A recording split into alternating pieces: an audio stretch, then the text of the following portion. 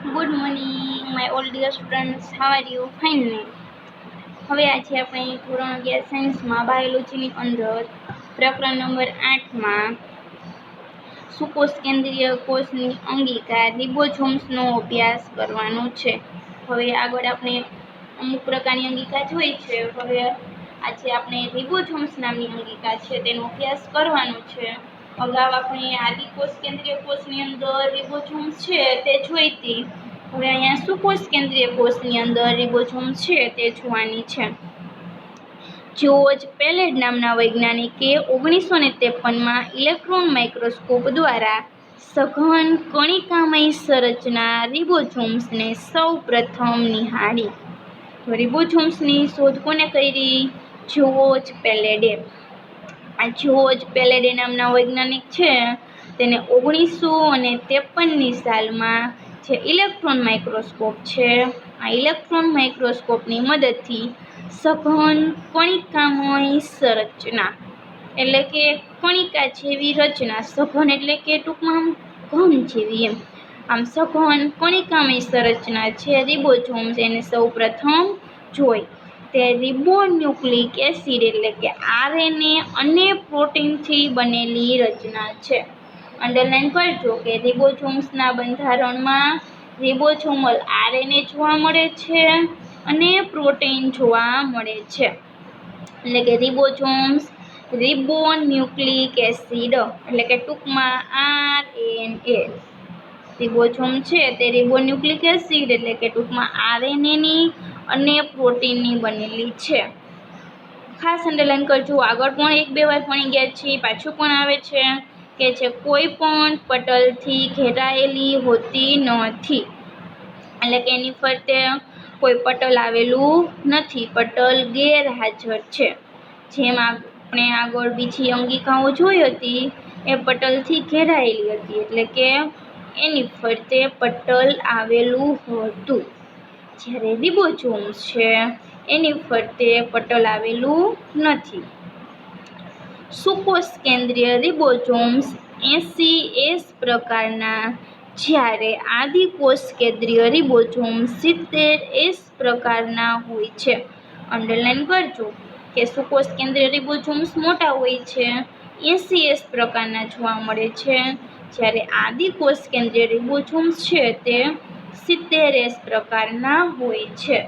એની અંદર 60 સ્વેડબર્ગ અને 40 સ્વેડબર્ગ એટલે કે 60S અને 40S બંને ભેગા મળી અને 80S પ્રકારનું રિબોઝોમ્સ બનાવે છે. કે આ બે અલગ અલગ અણુ હોય છે, આ બે ભેગા મળી અને એક બનાવે છે એટલે એનું અમુક કદ છે તે બંનેનું ઓવરલેપ થઈ જાય છે. એટલા માટે 60 અને 40નો સરવાળો 100 થાય, પરંતુ અહીંયા જે એક આખો એકમ બને છે તેનું કદ છે 80S. જ્યારે રિબોઝોમ્સની અંદર 50 અને 30 હતું. હવે જ્યાં S દર્શાવે છે સ્વેડબર્ગ એકમો. અંડરલાઈન કરજો કે સ્વેડબર્ગ નામના વૈજ્ઞાનિકે તેની શોધ કરી એટલા માટે એને કહે છે સ્વેડબર્ગ એકમો. આ સ્વેડબર્ગ એકમ છે તે અવસાદન પ્રમાણને રજૂ કરે છે. અંડરલાઈન કરજો. અને તે આડકતરી રીતે કદ અને ઘનતાનું માપ છે. ખાસ અંડરલાઈન કરજો કે 80S અને 70S છે એની અંદર જે S છે તે એક સ્વેડબર્ગ એકમ છે અને આ સ્વેડબર્ગ એકમ છે તે એક અવસાદનનું પ્રમાણ છે. આ અવસાદનના પ્રમાણને રજૂ કરે છે અને આડકતરી રીતે એટલે કે ઇનડાયરેક્ટલી રીતે જોવા જઈએ તો કદ અને ઘનતા છે તેનું માપ છે. બંને 70S અને 80S રિબોઝોમ્સ બે પેટા એકમના બનેલા હોય છે કે જેની અંદર 70S છે તે 50 અને 30નું અને 80 છે તે 60નું અને 40નું. હવે અવસાદન પ્રમાણ એટલે કેવું પ્રમાણ? મિત્રો તમને આ પ્રશ્ન થાય કે અવસાદન પ્રમાણ. હવે અવસાદન પ્રમાણ એટલે કે ટૂંકમાં તમે જોયું હોય ને તો પહેલાં છે ને જે ડેરી હતી ને અહીંયા ફેટ ઉતારવા માટે ગોળ ગોળ મશીન આવતું હતું. એની અંદર દૂધને ભરે ડબ્બીમાં અને પછી મશીનમાં ફેરવે એટલે મશીન ફરે અને પછી એ ડબ્બી છે એના ફેટ છે તે ચેક કરવામાં આવતા હતા. તો આવું જ એક પ્રકારનું સેન્ટ્રીફ્યુજ નામનું એક મશીન આવે છે કે જેની અંદર આ મૂકવામાં આવે છે સેમ્પલ અને ત્યાર પછી એમાં અવસાધન પ્રમાણ એટલે કે કેવી રીતે તેમાં નીચે બેસે છે અને ઉપર પ્રવાહી કેટલું તરે છે એવી રીતે કે જેમ આપણે કોઈ ગ્લાસ છે તેની અંદર ધૂળ નાખીએ તો જેમ ધૂળ છે તે ગ્લાસના તળિયે બેસી જાય છે એવી રીતે કે સેન્ટ્રીફ્યુગેશન મશીન છે તેની અંદર આ રિબોઝોમ છે તેને લઈ અને પછી તેને સેન્ટ્રીફ્યુજ કરવામાં આવે છે અને તેનું જે ઘનતા તેના જે ઘનકણો છે તે કયા પ્રકારે અવસાદિત થાય છે બેસે છે તો એ પ્રમાણ છે તેને અવસાદન પ્રમાણ કહે છે અને તે ઇનડાયરેક્ટલી રીતે કદ અને ઘનતા છે તેનું માપ છે. તો અહીંયા રિબોઝોમ્સ પૂરી થાય છે કે એકવાર નજર ફેરવી લઈએ કે જોર્જ પેલેડે શું કર્યું. સૌપ્રથમ જોઈ એક કણિકામય સઘન સંરચના છે તે રિબોન્યુક્લિક એસિડ એટલે કે આરએનએની અને પ્રોટીનની બનેલી છે, કોઈ પણ પટલથી ઘેરાયેલી નથી. સુકોષ કેન્દ્રીય કોષમાં 80S અને આદિકોષ કેન્દ્રીય કોષમાં 70S. એસ અવસાદન પ્રમાણ છે, સ્વેડબર્ગ એકમ છે, સ્વેડબર્ગ નામના વૈજ્ઞાનિકે શોધ્યું એટલા માટે અને તે કદ અને ઘનતાનું માપ છે અને બંને છે રિબોઝોમ છે 70 અને 80 તે બંને શું છે કે બે પેટા એકમના બનેલા છે. ત્યાર પછીની બીજી અંગિકા કે કોષરસ કંકાલ. રિબોઝોમ્સ જોઈ ત્યાર પછીની હવે નેક્સ્ટ અંગિકા કોષરસ કંકાલ સાયટોસ્કેલેટોન. તો હવે આપણે જોઈએ કે કોષરસ કંકાલ એટલે શું. સાયટોસ્કેલેટોન કોષરસમાં રહેલી તંતુમય પ્રોટીનની ફેલાયેલી જાળીદાર રચનાને કોષરસ કંકાલ કહે છે. એટલે કે કોષરસ છે આ કોષરસની અંદર આવી રીતે તંતુમય જે જાળીદાર રચના ફેલાયેલી હોય છે આવી જે રચના છે એ રચનાને કોષરસ કંકાલ તરીકે ઓળખવામાં આવે છે. હવે કોષની અંદર જોવા મળતા કોષરસ કંકાલ કોષના વિવિધ કાર્યો જેવા કે યાંત્રિક મજબૂતાઈ, ચલિતતા અને કોષનો આકાર જાળવી રાખવો વગેરે સાથે સંકળાયેલ છે. અંડરલાઈન કરજો. સાવ નાનું એવું આપ્યું છે કે કોષરસની અંદર જે આ તંતુમય પ્રોટીનની એક જાળીદાર રચના છે એને કોષરસ કંકાલ કહે છે અને કોષની અંદર કોષરસ કંકાલ છે તે જુદા જુદા પ્રકારના કાર્ય કરે છે કે જેની અંદર યાંત્રિક મજબૂતાઈ છે, ચલિતતા છે અને કોષનો આકાર જાળવી રાખે છે. હવે કોષરસ કંકાલ છે તે 3 પ્રકારના જે તંતુઓ હોય છે તેની બનેલી જોવા મળે છે. લખી લેજો બુકની અંદર, ખાલી નામ જ આપ્યા છે કે સૂક્ષ્મ તંતુઓ, સૂક્ષ્મ નલિકાઓ અને મધ્યવર્તી તંતુઓ. તો આ 3 પ્રકારના જે તંતુઓ છે તે ભેગા મળી અને કોષરસ કંકાલનું નિર્માણ કરે છે. તો એમાં જે સૂક્ષ્મ તંતુઓ છે લખજો બુકમાં સાઈડમાં લખી લેજો પેન્સિલથી કે 1 નંબર કરી અને સૂક્ષ્મ તંતુઓ. સૂક્ષ્મ તંતુઓ છે તે એક્ટિન જેવા પ્રોટીનના બનેલા છે અને છૂટાછવાયા કે જાડા રૂપે કે સમાંતર ગોઠવાયેલા હોય છે.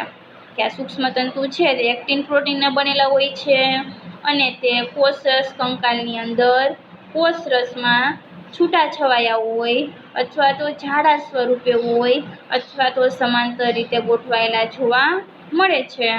તે કોષીય ગતિ અથવા તો કોષો છે તેના સ્વરૂપ ફેર સાથે સંકળાયેલા છે. એ સિવાય તે અમીબીય ગતિ કરે છે, જીવરસનું ભ્રમણ કરે છે અને જે દ્રવ્ય કણો છે તેના સ્થળાંતરણ માટે જવાબદાર છે. હજી એકવાર બોલું છું, 1 નંબર કરી અને સૂક્ષ્મ તંતુઓ એક્ટિન જેવા પ્રોટીનના બનેલા છે. તેઓ છૂટાછવાયા કે જાડા રૂપે કે સમાંતર ગોઠવાયેલા હોય છે. કોષીય ગતિ કે કોષના સ્વરૂપ ફેર સાથે સંકળાયેલા છે. અમીબીય ગતિ, જીવરસનું ભ્રમણ, દ્રવ્ય કણોનું સ્થળાંતરણ માટે જવાબદાર છે.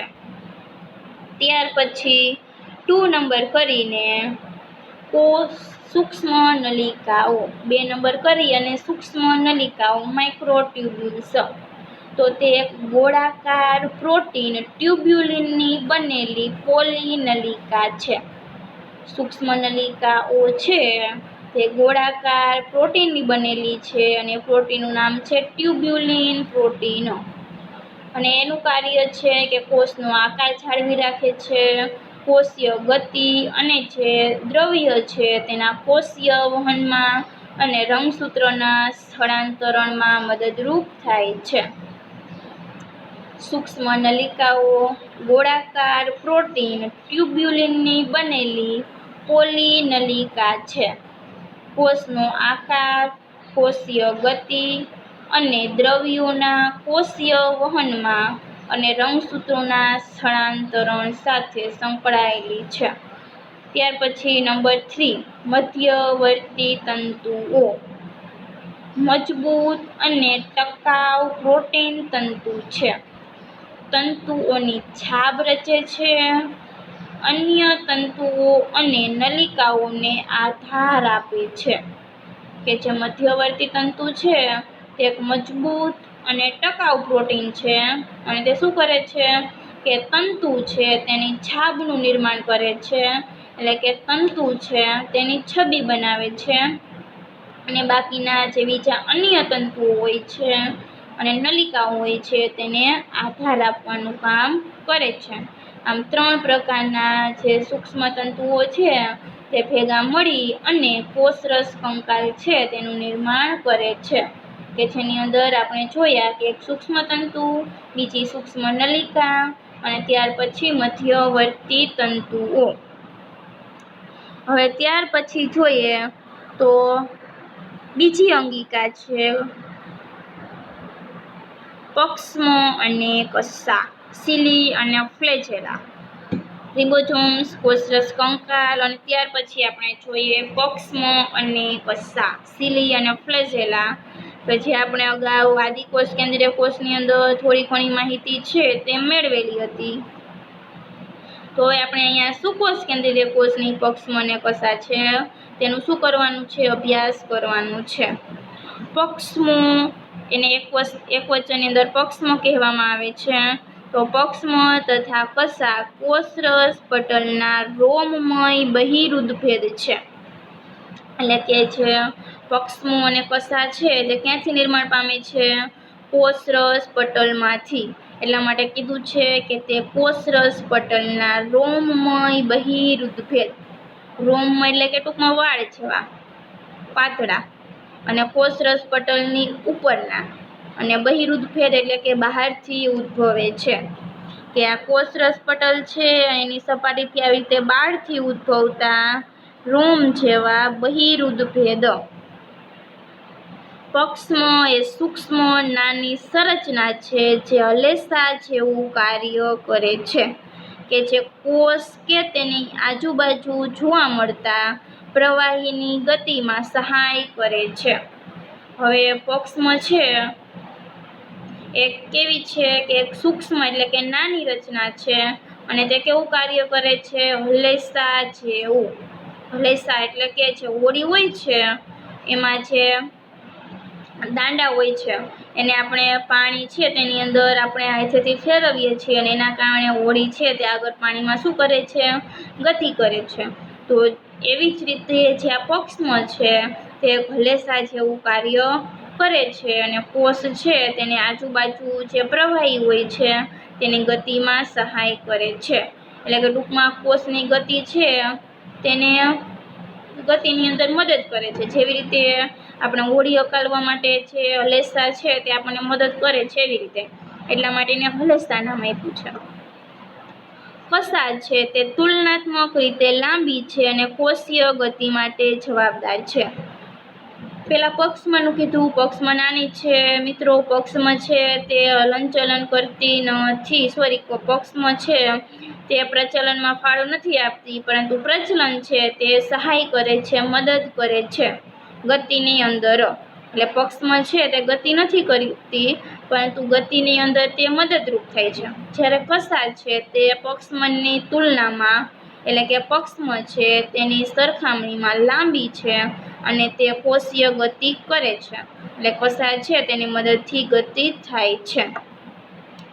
આદિકોષ કેન્દ્રીય બેક્ટેરિયામાં જોવા મળતી કસા રચનાત્મક સ્વરૂપે સુકોષ કેન્દ્રીય કસા કરતાં અલગ હોય છે.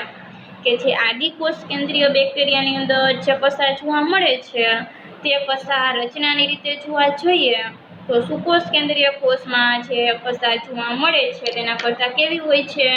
રચનાની બાબતમાં અલગ જોવા મળે છે.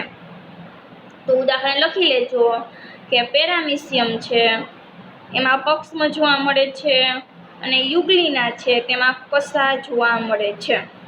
પેરામિશિયમમાં પક્ષમાં અને યુગ્લિના છે તેમાં કસા. હવે આ પક્ષમાં અને કસા છે જે કસા છે તેનું કામ શું છે કે પ્રચલન અને હલનચલનમાં મદદરૂપ થાય છે.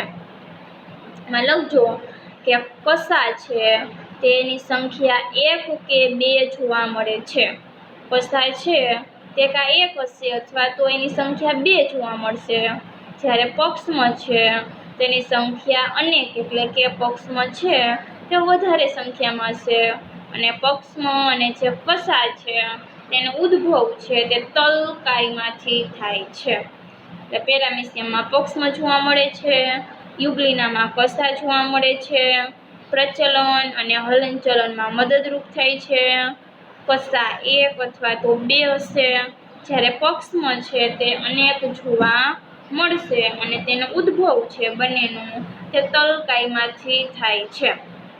ત્યાર પછી હવે આપણે પક્ષમાં અને કસા છે તેની રચના છે તેનો અભ્યાસ કરવાનો છે. તો આગળ જોઈએ. ઇલેક્ટ્રોન માઇક્રોસ્કોપિક અભ્યાસ પરથી ખ્યાલ આવ્યો કે પક્ષમાં તથા તો કસા જીવરસ પટલથી ઘેરાયેલી રચના છે. તો ઇલેક્ટ્રોન માઇક્રોસ્કોપ છે તેનો આપણે એના પરથી અભ્યાસ કર્યો પક્ષમાં અને કસાનો અને પછી એવો ખ્યાલ આવ્યો એટલે કે વિચાર આવ્યો કે પક્ષમાં અને કસા છે તેના ફરતે શું આવેલું છે? પટલ આવેલું જોવા મળે છે. એને કહે છે જીવરસ પટલ. એટલે કે પક્ષમાં અને કસા છે તે પણ એક પટલથી ઘેરાયેલી રચના છે. હવે તેના અક્ષને અક્ષસૂત્ર કહેવાય છે. હવે જે પક્ષમાં અને કસા છે તેનું અક્ષ છે તેને અક્ષસૂત્ર કહે છે. ટૂંકમાં આખી જે રચના છે બરોબર, તો આ એનો અક્ષ થયો, તેના અક્ષને અક્ષસૂત્ર તરીકે ઓળખવામાં આવે છે. અને આ અક્ષસૂત્ર છે તે ઘણી બધી સૂક્ષ્મ નલિકાઓની બનેલી હોય છે કે જે લાંબા અક્ષને સમાંતર હોય છે. કે અહીંયા આ એ લાંબો અક્ષ થયો કે જે આ છે આ લાંબો અક્ષ થયો. હવે એની અંદર ઘણી બધી સૂક્ષ્મ નલિકા જોવા મળે છે. એ સૂક્ષ્મ નલિકા છે તે અહીંયા જે લાંબા અક્ષને જે નલિકા અંદર આવેલી હોય છે તેને સમાંતર જોવા મળે છે. અક્ષસૂત્રના કેન્દ્રમાં 1 કે 2 કેન્દ્રસ્થ સૂક્ષ્મ નલિકાઓ આવેલી હોય છે અને પરિઘ તરફ 9 જોડ સૂક્ષ્મ નલિકા આવેલી હોય છે. અક્ષસૂત્રની સૂક્ષ્મ નલિકાઓની આવી ગોઠવણી 9+2 કહે છે. અંડરલાઈન કરજો કે જે તમે આકૃતિની અંદર જોઈ શકો છો કે અહીંયા જે આકૃતિ છે એની અંદર જો કે જે આ ગોળાકાર રચના જોવા મળે છે એ ગોળાકાર રચના છે સૂક્ષ્મ નલિકાઓ. તો જે પક્ષમાં અને કસા છે તેની અંદર એનો જે કેન્દ્ર ભાગ છે, કેન્દ્ર ભાગમાં 2 સૂક્ષ્મ નલિકા આવેલી હોય છે અને એનો જે પરિઘવર્તી ભાગ છે કે જે ફરતો ભાગ છે, કેન્દ્રની ફરતે આવેલો ભાગ, એમાં 9 જોડ એટલે કે 9 જોડ ટોટલ થશે 18 જો પેરમાં આપેલી છે. 1 જોડ 2 3 4 5 6 7 8 અને 9 જોડ છે તે પરિઘમાં આવેલી છે અને 2 છે ક્યાં આવેલી છે? કેન્દ્રમાં. એટલે અહીંયા કેન્દ્રની અંદર 2 જોડ નથી પરંતુ 2 છે એટલે ટોટલ સંખ્યા થશે 9 + 2 એટલે કે 9 એટલે કે 9 જોડ અને કેન્દ્રમાં 2 અને 9 જોડ એટલે કેટલી થઈ 18 થઈ અને 2 એટલે 20 એટલે આમ ટોટલ 20 સૂક્ષ્મ નલિકાઓ છે જે પક્ષમો અને કશા છે તેના બંધારણમાં આવેલી જોવા મળે છે। આ ગોઠવણી છે તે યાદ રાખજો, બધાને બહુ ભૂલ થાય છે આની અંદર કે 9 + 2 9 એટલે કે 9 જોડ એટલે કે ટોટલ 18 અને 2 તો અહીંયા 2 જોડ નથી પરંતુ ખાલી સંખ્યા આપેલી છે, તો ટોટલ છે તે 10 જોડ છે એટલે 20 સૂક્ષ્મ નલિકા આવેલી છે। એમાં એક જોડ અથવા તો 2 કેન્દ્રની અંદર અને 9 છે તે પરિઘ ભાગમાં। કેન્દ્રસ્થ નલિકા સેતુ દ્વારા જોડાયેલી હોય છે તેમજ કેન્દ્રસ્થ આવરણ વડે ઘેરાયેલી હોય છે। હવે છે કેન્દ્રની અંદર છે અહીંયા નલિકા જોવા મળે છે। આ કેન્દ્રસ્થ નલિકા તે બંને નલિકા છે તે એક સેતુ એટલે કે એક બંધ વડે કેવી હોય છે જોડાયેલી હોય છે। તમે અહીંયા જોઈ શકો છો કે આ એક નલિકા છે અને આ બીજી નલિકા છે તેને વચ્ચે એક બંધ જોવા મળે છે, સેતુ જોવા મળે છે। તો આમ 2 કેન્દ્રસ્થ નલિકા છે તે એક બંધ વડે જોડાયેલી હોય છે અને એની ફરતે શું આવેલું જોવા મળે છે કેન્દ્રીય આવરણ આવેલું જોવા મળે છે કે જે રેડ કલરનું છે તે એટલે આમ બંધ વડે જોડાયેલી છે અને કેન્દ્રસ્થ આવરણ વડે ઢંકાયેલી જોવા મળે છે। જે પરિઘીય નલિકાની પ્રત્યેક જોડ સાથે ત્રિજ્યાવર્તી તંતુકો વડે જોડાયેલી હોય છે। આ રીતે 9 ત્રિજ્યાવર્તી તંતુ બને છે।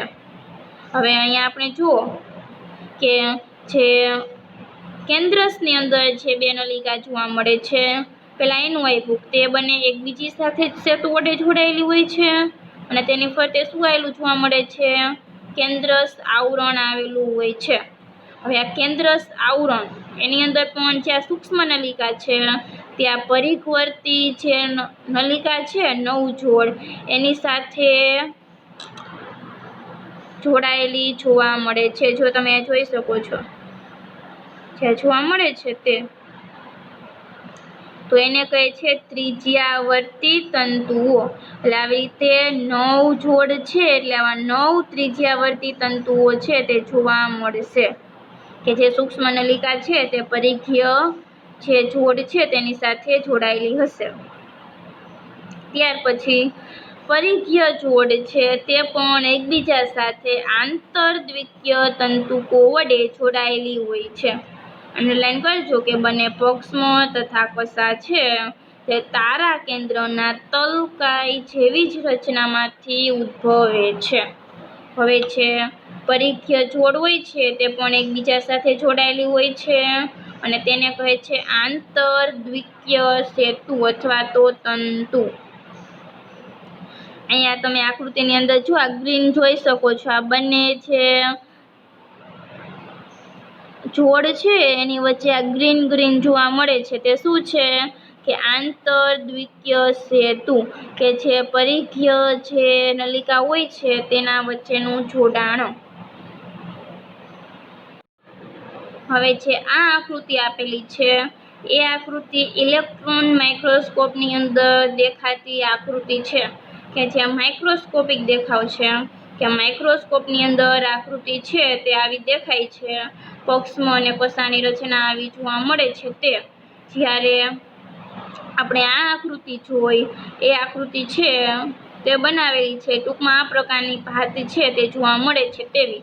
તો હજી એકવાર બરોબર સમજી લ્યો ખાસ રીતે કે જે પક્ષમો અને કશા છે તે સૂક્ષ્મ નલિકાની બનેલી હોય છે અને આ પક્ષમો અને કશાની જે સૂક્ષ્મ નલિકા છે તેની ગોઠવણી છે તે 9 + 2 એટલે કે 9 + 2 પ્રકારની હોય છે।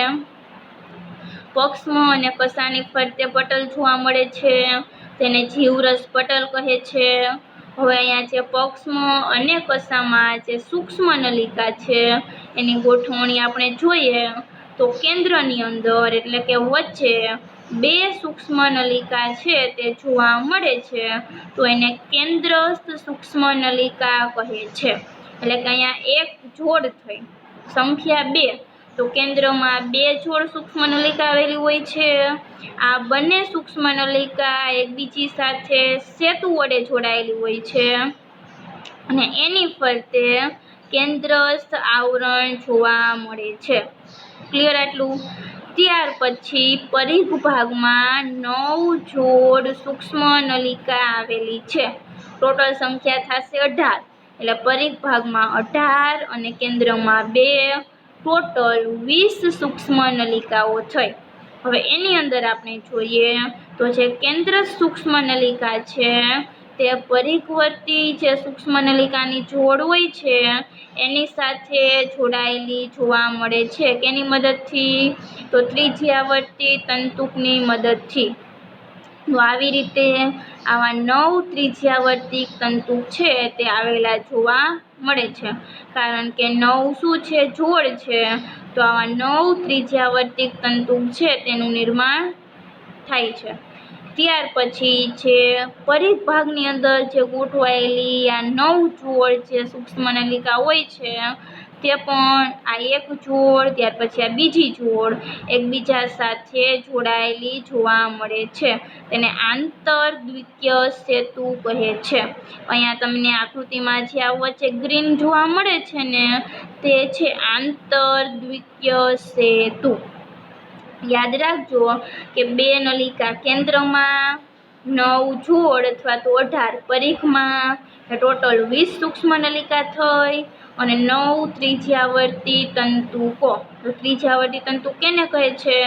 તો જે કેન્દ્રસ્થ નલિકા છે તે પરિઘવર્તી જોડ સાથે જે તંતુ વડે જોડાયેલી હોય છે તેને કહે છે ત્રિજ્યાવર્તી તંતુ. અને આંતરદ્વિકીય સેતુ એટલે શું? તો પરિઘવર્તી નલિકા છે તે એકબીજા સાથે જે સેતુ વડે જોડાયેલી હોય છે તેને આંતરદ્વિકીય સેતુ કહે છે. રચના છે તે ખાસ યાદ રાખજો કે કેવી રીતે ગોઠવાયેલું હોય છે તે. એટલે આમ ત્રિજ્યાવર્તી તંતુકની સંખ્યા 9 થશે અને જે સૂક્ષ્મ નલિકા છે તેની ટોટલ સંખ્યા 20, કે જેમાં 2 કેન્દ્રમાં અને 18 પરિઘ ભાગમાં. એમાંથી 18 માંથી તે જોડી સ્વરૂપે ગોઠવાયેલી જોવા મળે છે. અહીંયા સુધીનું રાખીએ. હવે ત્યાર પછીની અંગિકા છે તારાકાય અને તારાકેન્દ્ર, કે જે આપણે નેક્સ્ટ ટાઈમ જોશું. હવે ચેપ્ટરની અંદર થોડુંક જ બાકી છે.